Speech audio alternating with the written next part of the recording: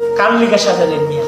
এই গ্রামবাসী ধোকা ধোকা, আত্মীয় স্বজন ধোকা, পরিবারের মানুষ ধোকা, গ্রামবাসী ধোকা, স্ত্রী ধোকা, ছেলে সন্তান ধোকা, সব ধোকা। সবাই ওই দিন রাত্রে খানা খাইব, আপনার দাফন করে। হ্যাঁ হ্যাঁ, খানা বন্ধ নাই, একটা দিনও খানা বন্ধ নাই। আপনি যেদিন মরবেন সেদিনও তো মানুষ ভাত খেয়ে মানুষের করতে চাইতেন না, ধীরে খাইব। আও হারান কানছেন, অহন অসুস্থ হয়ে দিবেন, খানা না খাইলে অহন ভাত খান।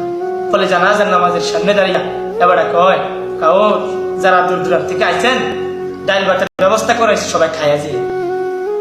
লাশ সামনে আজকে জানাজা, লাশ সামনে আজকে জানাজা।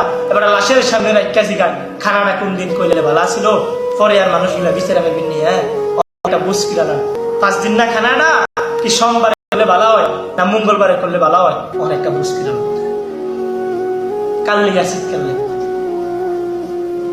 70-80 বছর ধরে যে মানুষটা এত কষ্ট করলো, কার জন্য করলো বাপ? জবাব দেন মিয়া, কার জন্য করলো?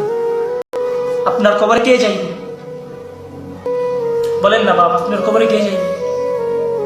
আপনার কবরে তো আপনাকেই রেখেছে।